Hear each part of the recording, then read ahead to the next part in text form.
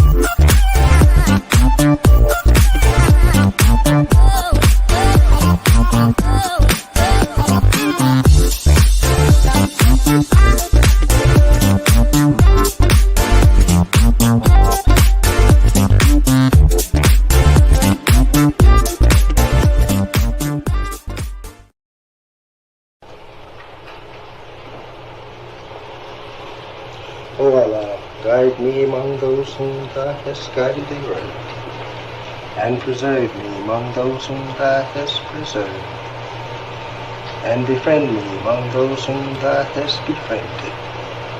Bless me in whatsoever Thou dost grant me, and deliver me from the evil of what Thou hast judged. Surely Thou judges, and none can judge against Thee, and he whom Thou befriendest is not disgraced.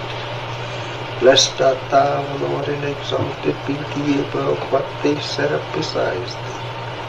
I bear witness, nothing deserves to be served besides Thee, and I bear witness that Muhammad is Thy servant and apostle. Amen.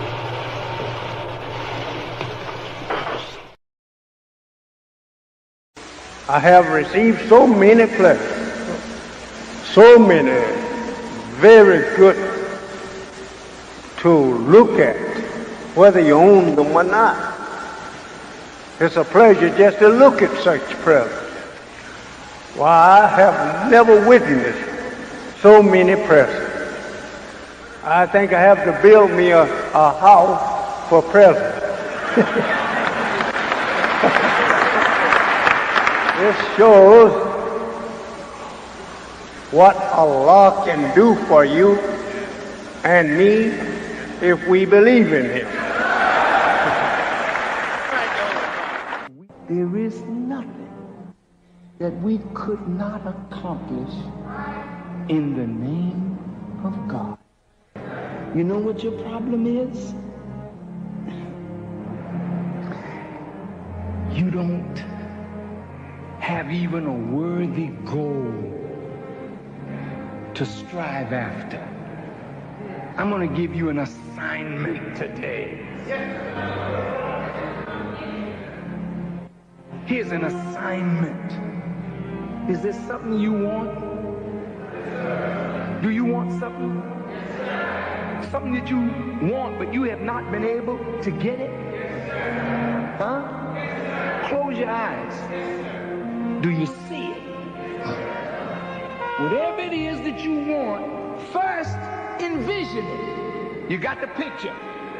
Do you see it? All right, now the question is, you have to claim what you see. I claim this. I claim it. I believe with all my heart in the name of God that I'll bring what is in my imagination into reality. We're going to bring it back like it never was. I see in the dome the name Allah written in Arabic. But I can't just dream, I gotta go to work.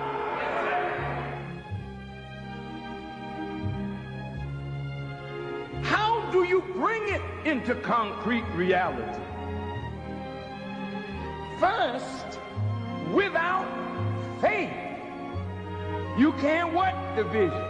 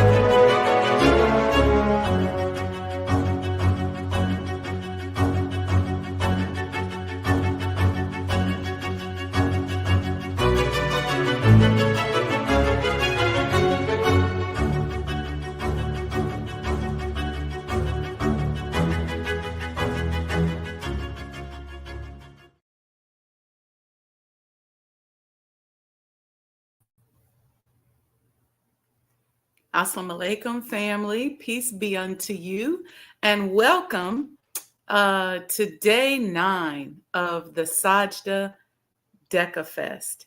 And today's show is about gratitude and reflection, and I am dedicating it to the Honorable Minister Louis Farrakhan. So if you're scared, just click off now, because I was just reflecting on this and I got a little emotional while I was playing the commercials, because I was thinking about how so many of us are afraid.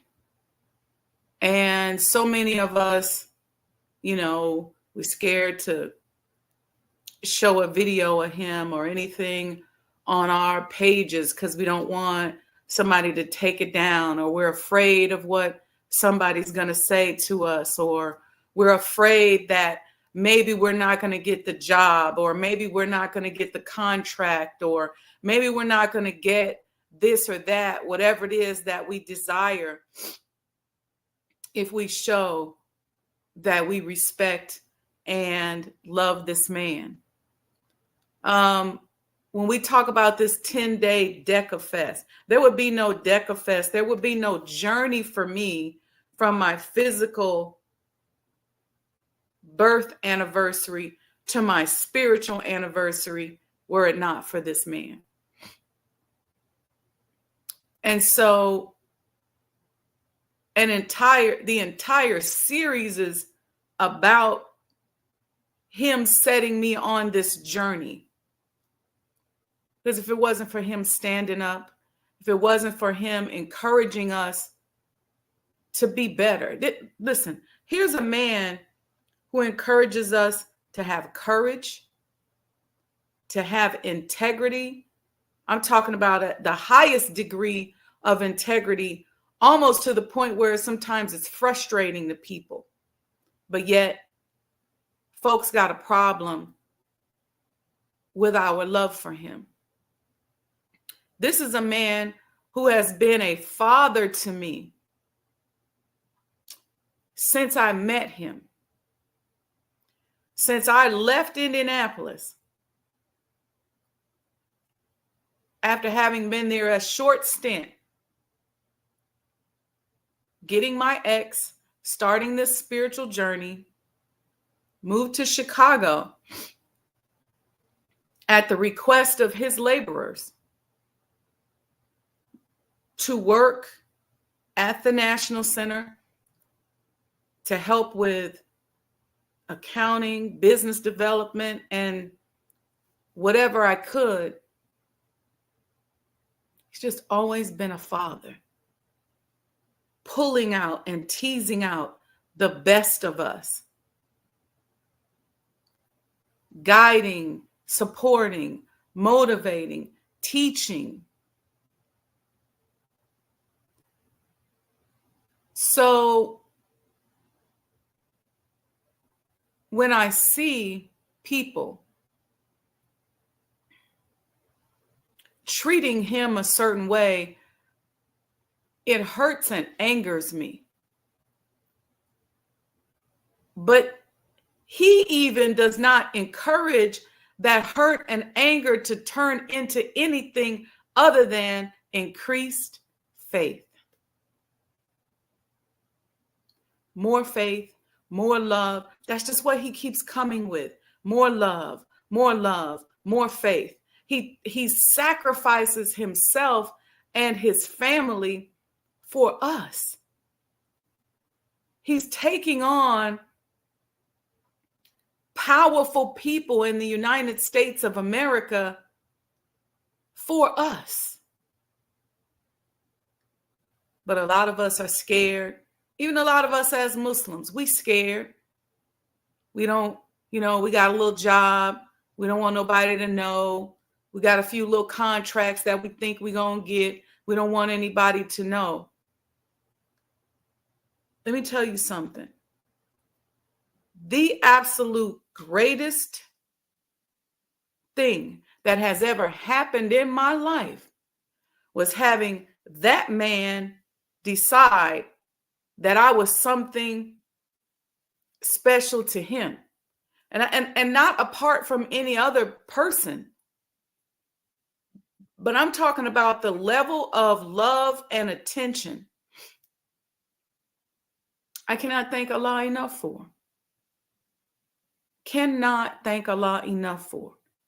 The wisdom, the intelligence, the guidance, the boldness, the strength, the nurturing, the honor, the respect. I'm at a loss for words, really, to be honest with you.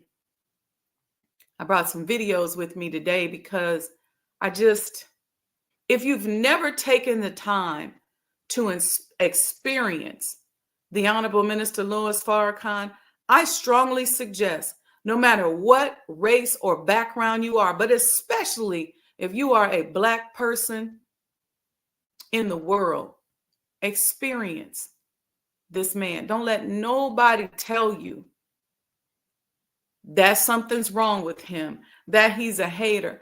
I'm somebody who's been a soldier. He's never told us to be violent. He's never told us to hurt anybody. He's always encouraged love, been an example of love. I mean, at times where our patience would run thin. But it's just be your best. Be greater. Study.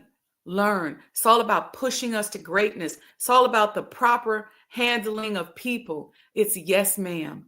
Yes, sir. He teaches us, manners and levels of civilization that we never, ever would likely have had access to. So I want us to place him in our hearts. Because I would tell you something that I've done as I've traveled around the world.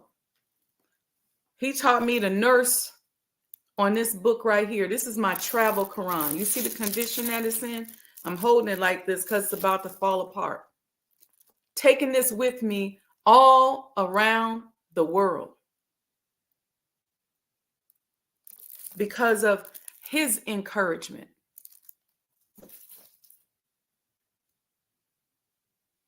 When I left the National Center, my intention was to take a break, a 6-month break, and come back. Allah had different plans. I started getting moved around the world, around the country. And then I started feeling a sense of guilt, like, man, what do I do? Do I give up these blessings and the opportunities that I've been given? Or do I pay attention to what Allah is trying to show me and put in me? But I kept saying, but I miss my minister. And Allah showed me how to do something. I started doing heart meditations with him in my heart. I started thinking about what it felt like to be in his presence, to have conversations with him, to have him cast out demons that I didn't know was there, to have him scan and prophesize. Yeah, I'm talking about that. I know y'all think that it's just Christian ministers but listen. And it creates a certain feeling in my heart.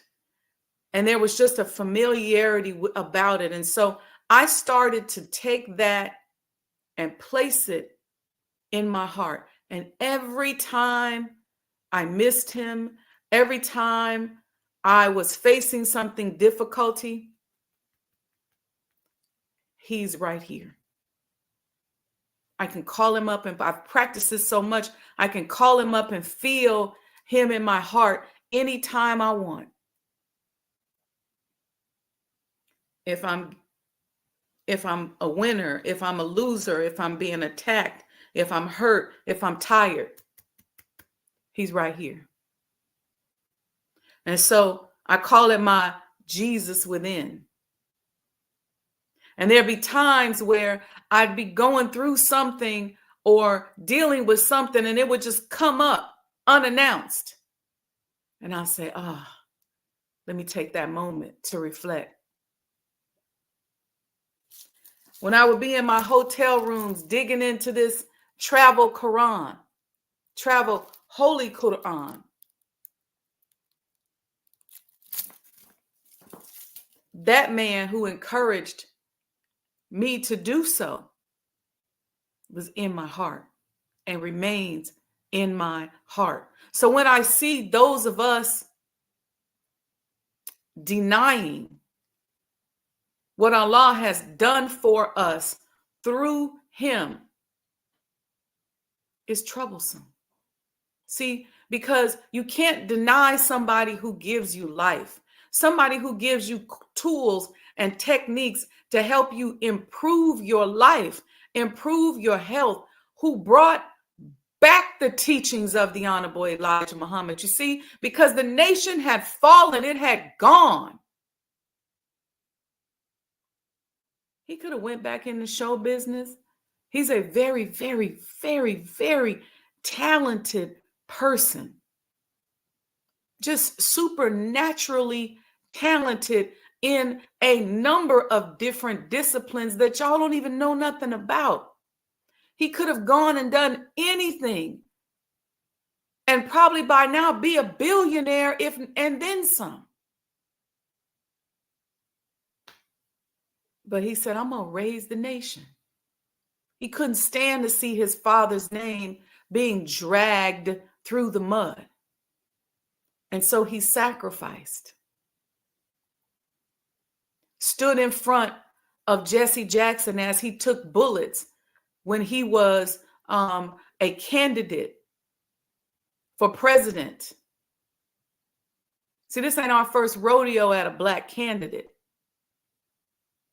He stood in front of him.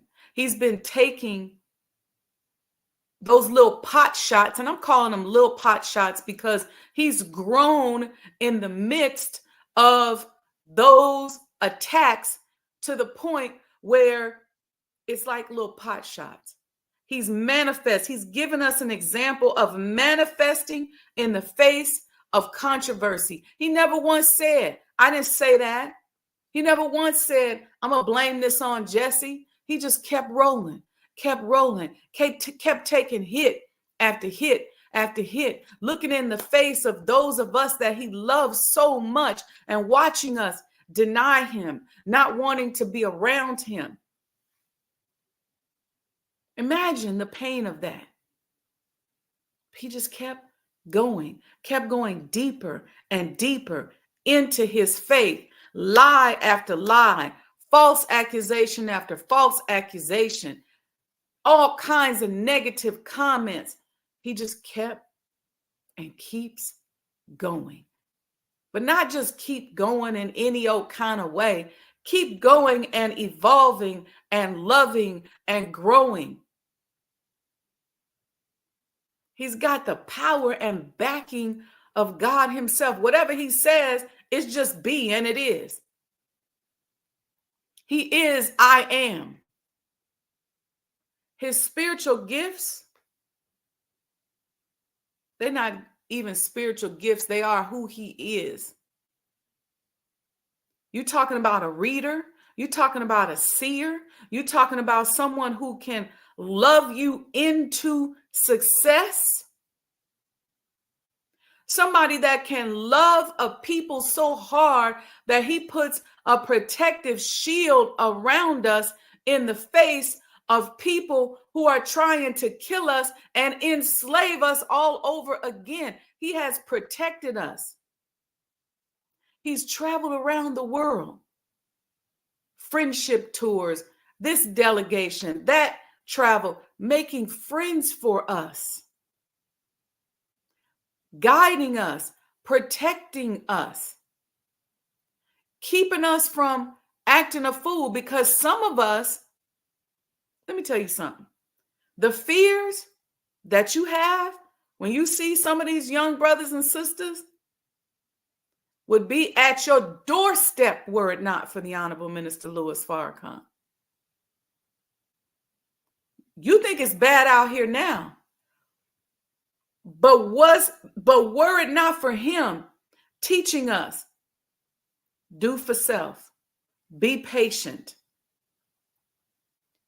Don't carry guns. We don't carry as much as a penknife. We carry the armor of God.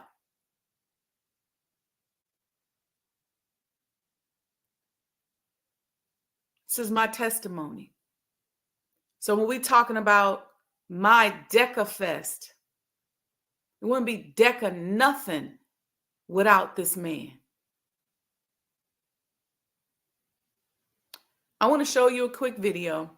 We're going to look at a couple videos today, but this first video, well, just reflect on it. I'm going to let y'all check it out because it's filled with so much love and gratitude for us.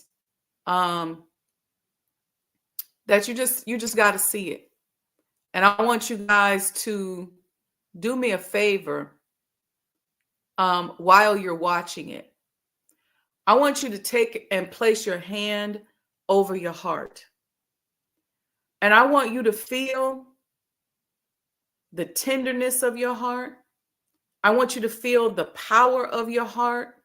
I want you to feel the strength of your heart. I want you to feel the miracle of your heart, that you don't have to do anything in order for it to work. Even if you got a pacemaker or a defibrillator up in there, you ain't doing nothing to make it beat. Well, guess what? You don't have to do anything to make this man's heart beat for you. Place your hand on your heart and while we check out this video. you cannot achieve the impossible. Now, people are always telling you what is impossible. Come on. Oh, you can't do that. Oh, brother, you can't do that. Oh, sister, no, you can't do that. And if you believe it, you won't even try. That's right. That's right. That's right.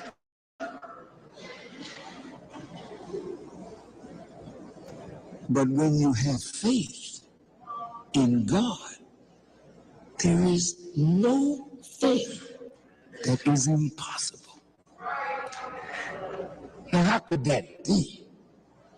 Because when God created this whole universe from nothing, he destroyed the impossible. I'm going to say that again. And I want you to hear it and think about it. Now, once upon a time, none of this existed.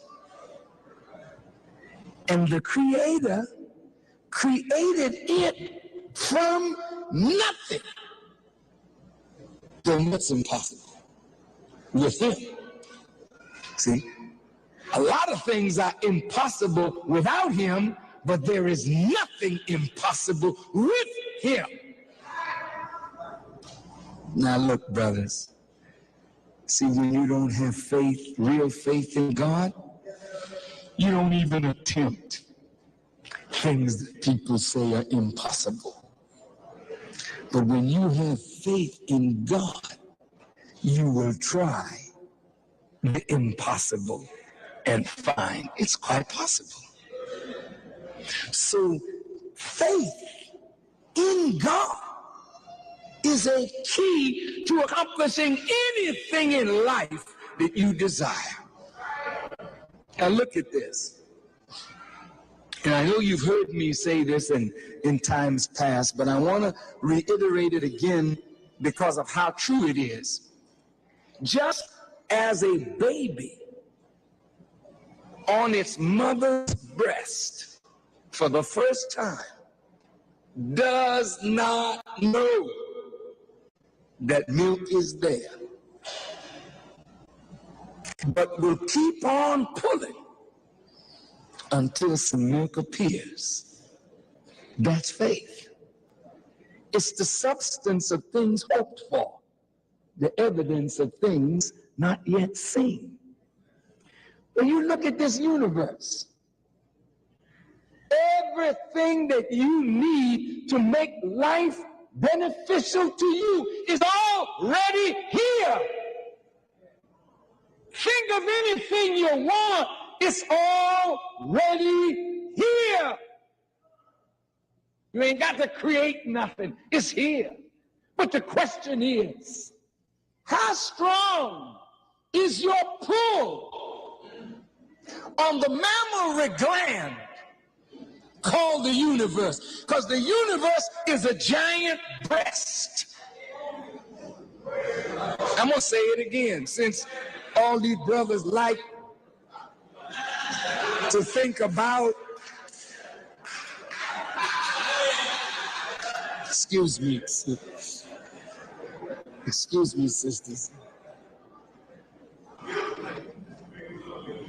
I'm trying to help you with simple things to understand great things. If you can see the universe as a breast, I'm not being vulgar, but that's exactly what it is. And if that baby can pull on the breast, believing, hoping something gonna be there, and that hope and that belief is rewarded because milk comes,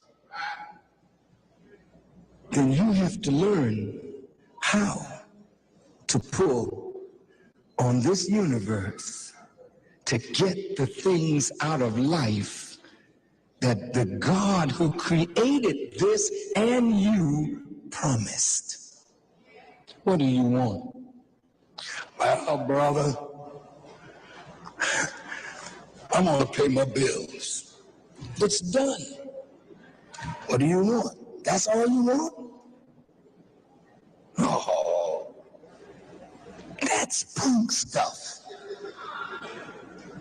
But you ain't even gonna pick up on the heavy stuff if you can't get by the little stuff. And the little stuff that's messing your head up is denied to you because you don't have faith. The scripture says, if you had faith, the grain of a mustard seed, you could say to the mountain, be removed, and it would be so. What kind of mountain do you have in your life that you can't move? And have you ever seen how small a mustard seed is? It is so tiny. I have some at home. I shared it with Brother Minister Ishmael and some others that were at my table. I just put a mustard seed in their hand. He couldn't even hardly find it. That's how small it is. And then Jesus said, if you only had faith that small, you could say to a mountain, be removed. So what mountain is in your life that's troubling you? I've got a lot of problems. So tell me something new. That's what life is. Life is problems. So what? If you don't have a problem, you're not here. So where are you?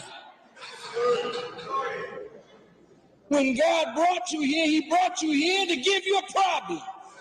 And the solution to your problem is also here. But if you lack faith, you walk around like a dog chasing your tail, and you never quite make it in life because you are a faithless individual. That's your problem. Afraid, and you ain't got no faith. So you got to live by schemes. You got to try and trick somebody. When they ain't looking, take their wallet, you pickpocket. You learn craft and steal. You learn how to manipulate silly people to take from them. And a whole universe out here ready to give you its treasure. But you are a punk. And you doing punk stuff. You know, they always got to add some weird videos or images at the end, but I wanted you all to hear the words. Talk to me in the chat about how you felt in your heart as you embraced your heart and listened to those powerful words. Let me know. Let me know in the chat how you all felt.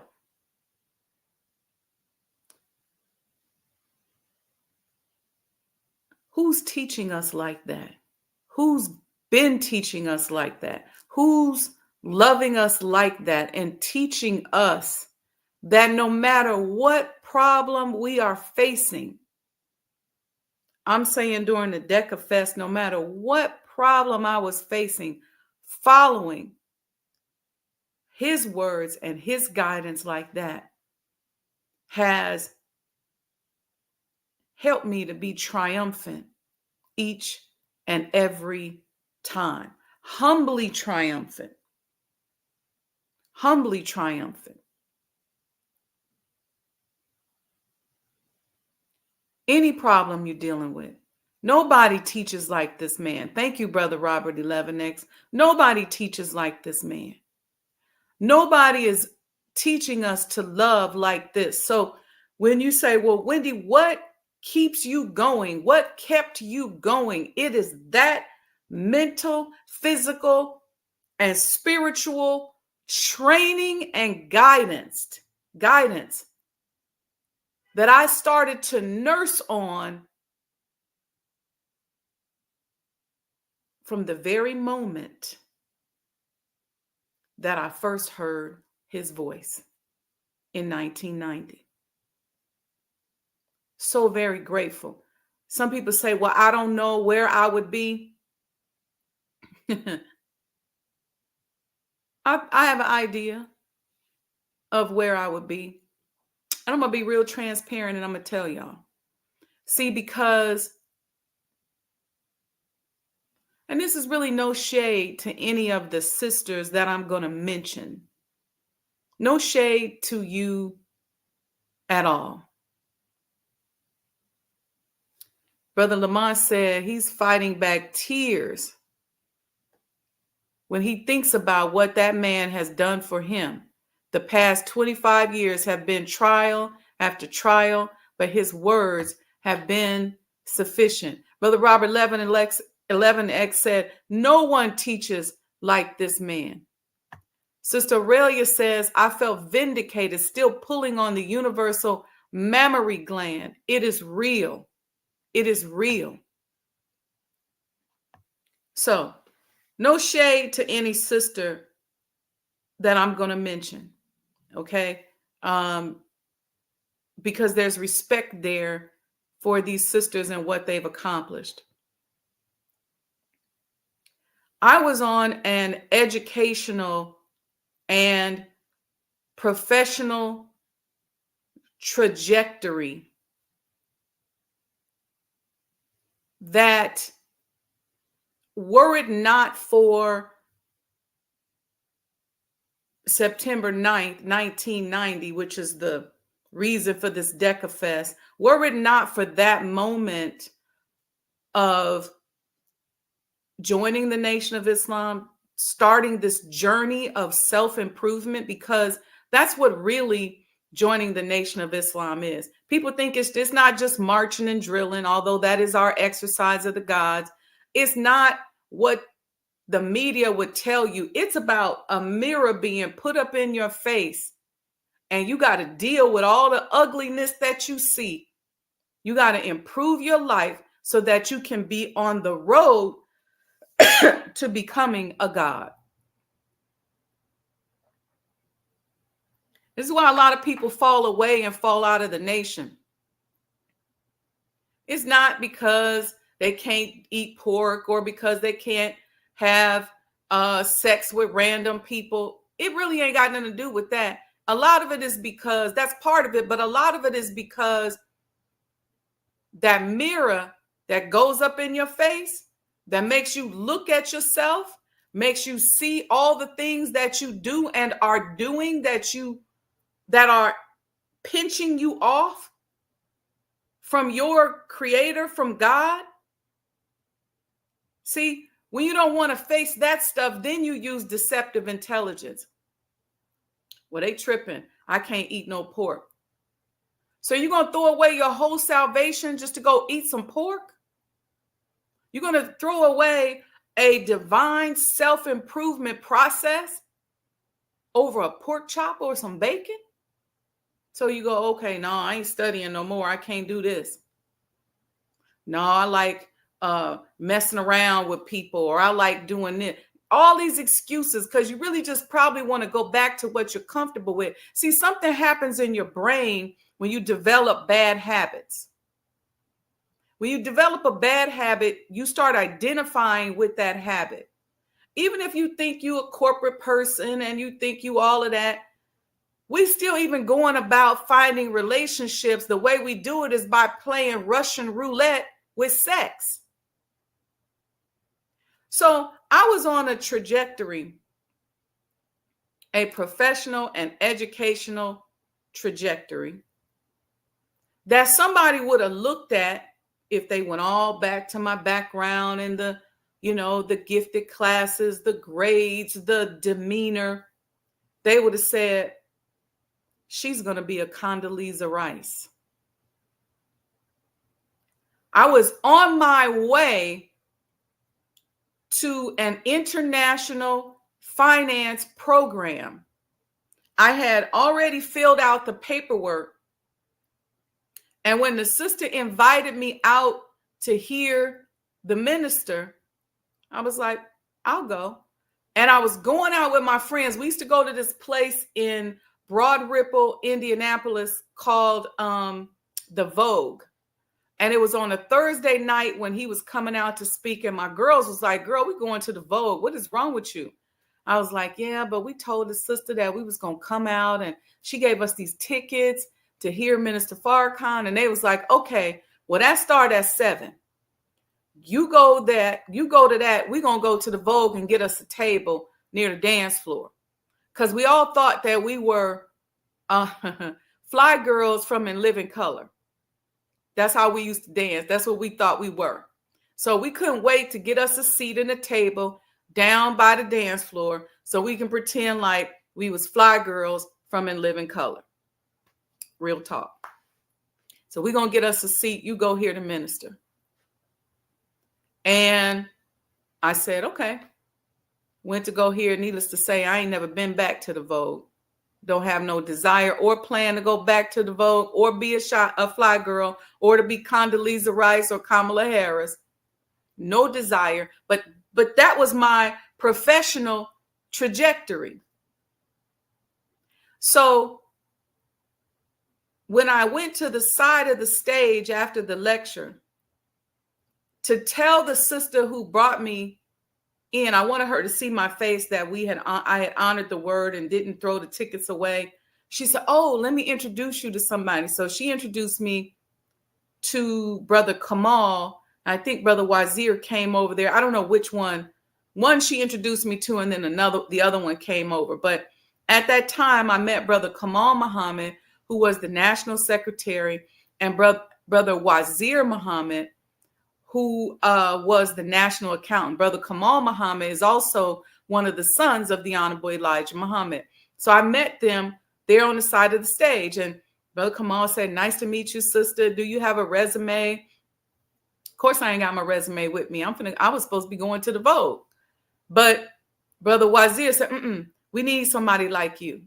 Because sister had told him, she works for a public accounting firm. She's an accountant, da-da-da-da-da. She edified me. And Brother Wazir just was like, no, you need to move to Chicago right now. I said, well, I don't have an ex. I'm not in the nation. And I'm in this program where I'm supposed to be going to France because the goal was to study international finance and to, I wanted to be an ambassador, to do ambassadorial work with French-speaking countries in Africa. So that was my goal. My undergraduate degree was a dual degree in accounting and finance. So it was almost like a master's degree. And then this was a international finance program that I was going to enter into and then study certain French-speaking African countries like Cote d'Ivoire, Sierra Leone, Benin. And I wanted to be this ambassador. Probably would have gotten a job like this. Just like Condoleezza Rice went in and she really studied Russia and Russian intelligence. I was going to France to do that, but I wanted an emphasis on those African countries. And they was all excited, right? I had all these letters and I was excited. I had just found out that morning that I had gotten accepted. And then throughout that process, in 2 weeks, I was supposed to go over. I hadn't even told my family yet.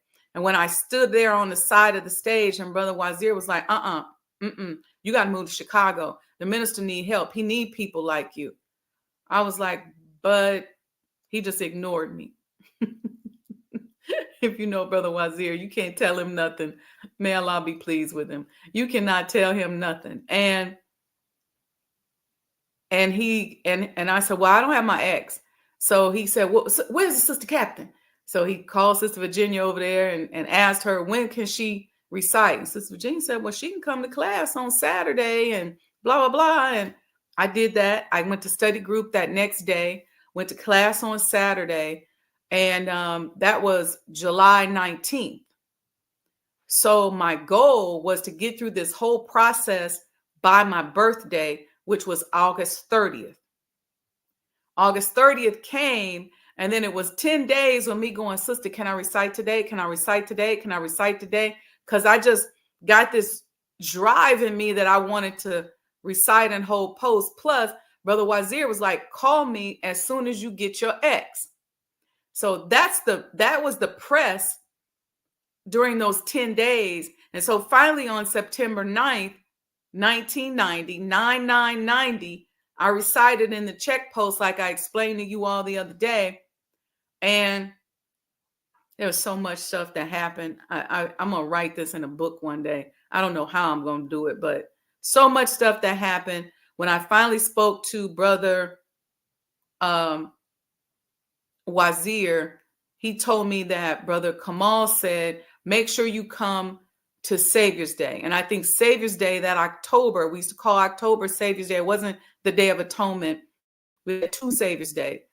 So to commemorate the birth anniversary of the Honorable Elijah Muhammad, we were in Detroit that year. And so now I got my ex. I'm stressed out because I'm trying to get the uniform. We said, I remember it was $235, they said. And there was a sister in Indianapolis who was collecting the money and who claimed she was going to Chicago to pay for our uniforms, and we was going to get them before Savior's Day. I don't think she took the money to Chicago. We never got the uniforms. We ended up driving on up to Detroit, and I had to go there in my white palazzo pants and a white shirt and a white scarf. And Sister Captain Betsy Jean had us divided up in ranks. So there was the newly registered and the processing sisters, and then the registered MGT. And I was so mad because I wanted to hold posts, and I wanted to be able to go and find Brother Wazir and Brother Kamal with my MGT uniform on, and to show them that I had gotten my X and I'm ready now to get the heck up out of White Town, crazy Indianapolis, and go to Chicago. That was my mindset. I never called those people back about the program in France. I remember a good friend of mine was like, girl, is you crazy? You know how hard it is to get accepted to that? I said, I'm not doing it. I'm going to my PhD program with the Honorable Minister Louis Farrakhan. And that's how I saw it.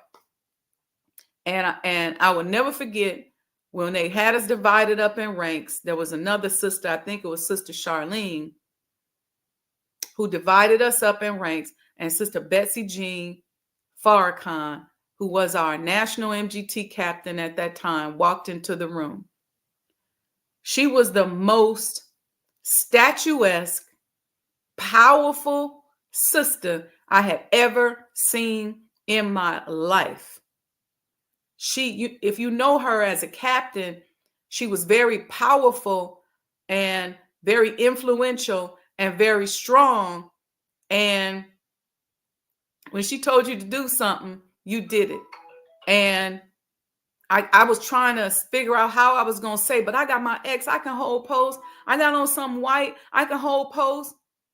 And oh man, I think about this. This is so goofy.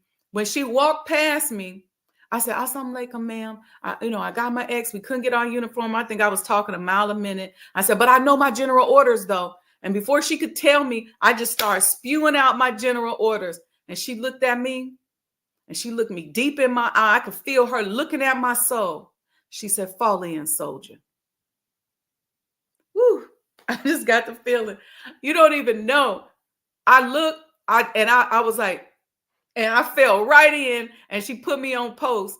And listen, she had me running. I had to run like to the top of the Cobos arena and go get something, run back. But she put me on post. I finished them general orders. She looked me dead in my soul, and she said, "Fall in, soldier." And I fell in. Praise be to Allah.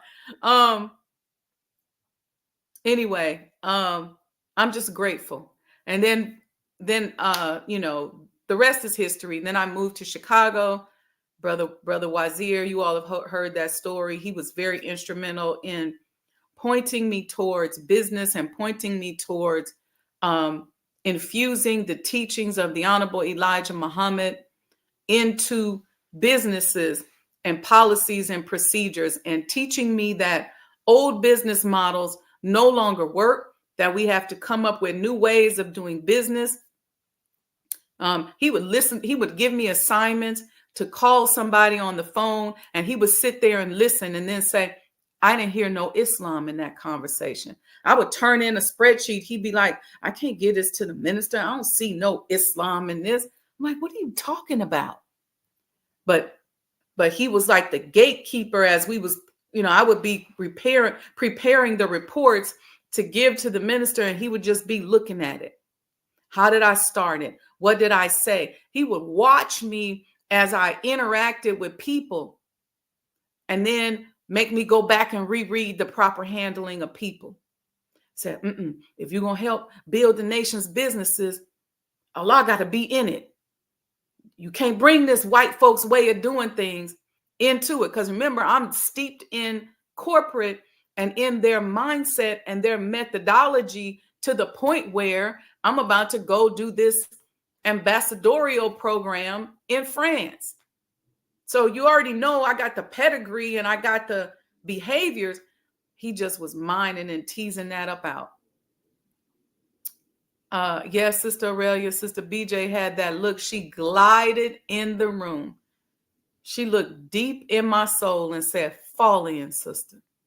Pointed her. She never took her eyes off of me, but pointed and said, fall in. Look at us bearing witness to Sister Captain BJ. Yes. Sister BJ had that look. She glided in the room. She always was sparkly. And one of the things that she taught us was to always be beautiful. You know, when the believers would come in from Chicago, we had so many beautiful garments from Mother Tynetta, and we would just want to present and look beautiful like ambassadors, right? Sister Monica said, I know the feeling of the Sister Captain Betsy Jean Farrakhan experiences. Pure joy, no matter the circumstances. Listen, I'm telling you. I'm telling you. So before I go, I could go on and on and on about this. Now you got the full, not the full, but you got the full timeline of the reason for the Deca Fest. I have one more video that I want to show you. Oftentimes, where they love to criticize the Honorable Minister Louis Farrakhan is when he speaks on our condition in the face of politicians and the arena where there are people who are supposed to care and do something about do something about it. Deadly but dainty. Yeah, that's her. But I want you to see this video, and I want to show you how apropos it is for today. It also is going to showcase Brother Tom Burrell, who I'm very grateful for. When I first bought the Honorable Elijah Muhammad House, and I was living between, so before I went to DC, I was living between Chicago and DC. I then let go of my Chicago properties and was just living in DC. And then after I got the house, I then was living again between Chicago and DC. And in living in Chicago, I rented Tom Burrell's penthouse in the South Loop and got all of that rich energy from his penthouse that I rented. So you'll see him in this clip as well. So thank you all very much for checking this out. After this, I'm going to come back. We'll say a few words and then we're going to be out of here. But please don't go. You got to see this.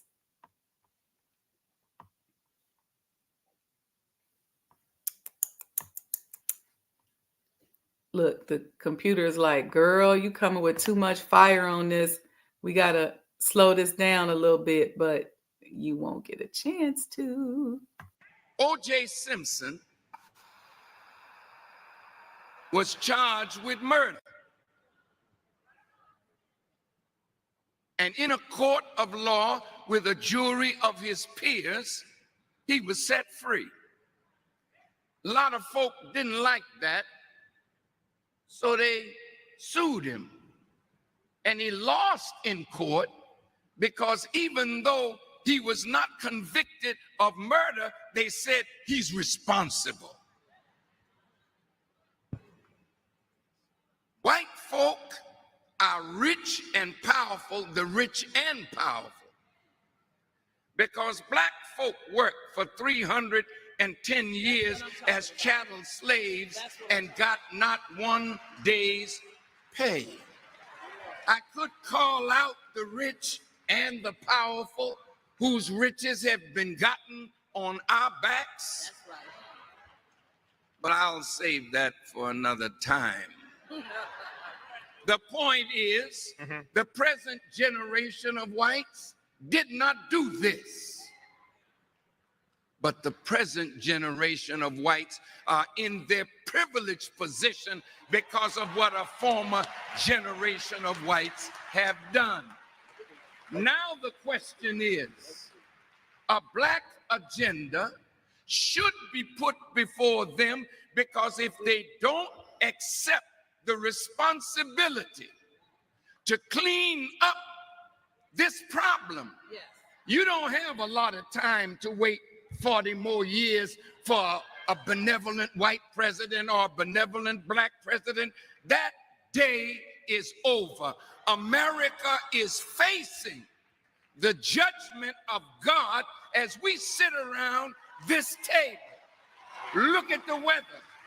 Look at the world turning down on her. America is bankrupt. $13 trillion in debt. And if you figure Medicare and Medicaid, she's over $60 trillion in debt. She can never pay it. That's why she voted for $650 billion in armament, because she can't pay the debt. But she can bully those whom she is in debt to with fear over her military prowess. I'm here to tell you she's losing there too. Now I close.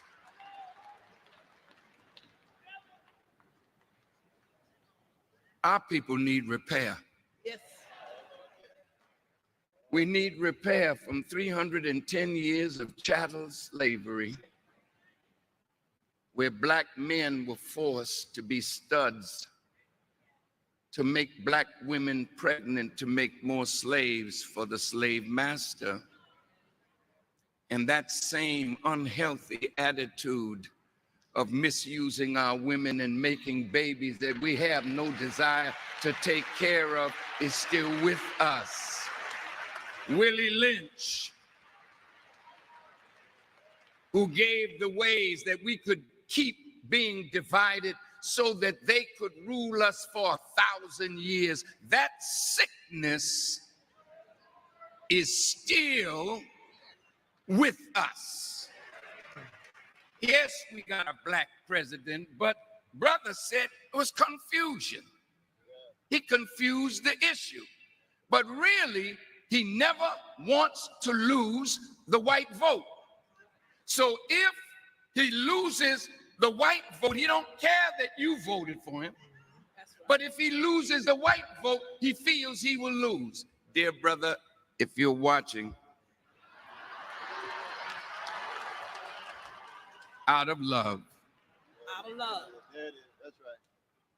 You won't lose the white vote of those whites that really understand this problem and know that this problem needs to be solved, and we can't keep relegating it to generation after generation because a few of us got a little money, a few of us got positions, a few of us have wealth, while the masses of our people are going steadily down. No one man can rise above the condition of his people. Amen. So President Obama, this august body of brothers and sisters that really love you want you to use your bully pulpit, but then after you do that, then what about us? See, brother said responsibility. Is it that we should let them take responsibility to do for us, or should we pool the knowledge that's at the table, the power that's in our community, the wealth that's in our community to change the harsh reality of Black life in America? He can create an atmosphere, but we have to do the job of fulfilling the Black agenda. Thank you very much.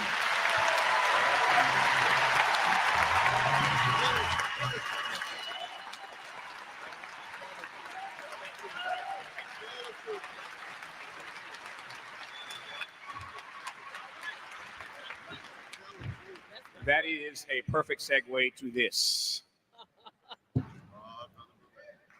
Can y'all see this? What's that say? Brainwash. Say it again. One more again. Please welcome the author, Tom Burrell. There is a chapter in this book where you talk about the fact, Tom, that we Black folk have been bred to be led. Bred to be led. We've been bred to be led. Tell me more. Well, it starts with the idea, Tavis, that we were sold a bill of goods through false advertising back those 310 years ago that you're talking about. The myth of Black inferiority. The idea, the big lie that somehow we were less than, not as good as white people. That was the claim. The thing that made it more devastating is the fact they put meat on those bones, and for the next 310 years, waged a massive propaganda campaign through the media to substantiate that. The idea that we somehow were less than. The thing that makes it stick is that it is incessant, it never stops. As the media is developed, it is folded right into the media. The images that keep saying to us that we are indeed inferior. We bought it, and we not only bought it, but true to any kind of brainwashing, the brainwashed becomes a part of the brainwashing team. The abused become a part of the abusers. And that's where we are. We are the chief perpetrators of our own victimization. Okay? Now, in the chapter, we talk about disunity. All of the things that we're talking about as it relates to these problems, we would not be talking about if we were not bred to be disunited, to not work together, not to be together. We are 41 million people strong in this country. 41 million, that is a country. That is a country like Argentina, that is a country like Spain. We, in 2012, will be spending $1 trillion. That's the power that we have. Now, you can't tell me that with 41 million people united with $1 trillion, we can't get what we need from this government, okay? If you don't have that book, Brainwashed, in your library and you have not read it, thank you very much, Brother Robert. That book is powerful. You talking about some data. Listen. All right, y'all. I think you all get the picture. If you don't, go back and listen again and see if you could get it. Thank you all for listening. I hope this motivated you in some way. I hope it gave you courage. I hope it helped to dissolve some fear, because faith really does work. And the teachings of the Honorable Elijah Muhammad really do work. They really work, y'all. And you can really be successful utilizing those teachings. You can set yourself in heaven at once. All right, y'all. I pray that you all have a wonderful, wonderful Saturday. I pray that you walk through it with courage and respect and dignity, and that you practice the proper handling of people, support and love, and unite with your brothers and sisters as well. Y'all know what I'm going to ask. You got to give a love offering. Go to Cash App, Sajdah Enterprises, or hit that super chat button. You can Zelle at wendy100m@gmail.com, but give a love offering. Get in the habit of giving when you receive something of value. You just want to create the flow. All right. So with that, family, tomorrow morning is day 10. Okay. And we're going to talk about evolution and the future. And this is a celebration for all of us. We can do it during this 10-day period. No matter when we got our ex, no matter what happens, we can celebrate during these 10 days. Because a lot of us are sitting around and we're not in the fold like we should be, or like we maybe could be, or maybe we can't be for whatever reason, but we can celebrate the day that we accepted our own and became and got on the road to becoming ourselves. I'll say it that way. All right, family, peace and blessings. We will see you tomorrow, inshallah, for day 10 of the Sajdah Decca Fest. Have a wonderful, wonderful, wonderful day. And stay close and stay tuned, because I got some beautiful announcements coming up for you. All right? This next commercial is a hint. The Honorable Elijah Muhammad, who in my judgment is the master historian, taught us that of all our studies, history is the most attractive, and it is best qualified to reward the researcher. History is most attractive. Why should history be most attractive? Because history is the recorded time of the human family in its struggle to overcome obstacles. There is no life that is without struggle.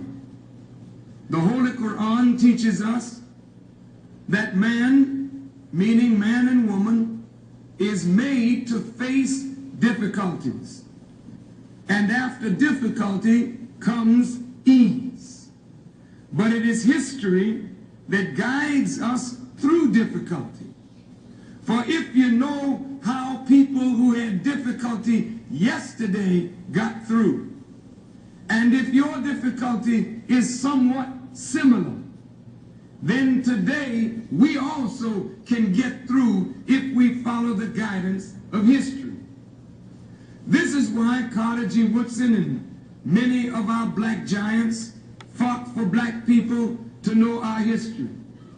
Because in not knowing our history, we don't have a guide. And without a guide, we are lost. No wonder the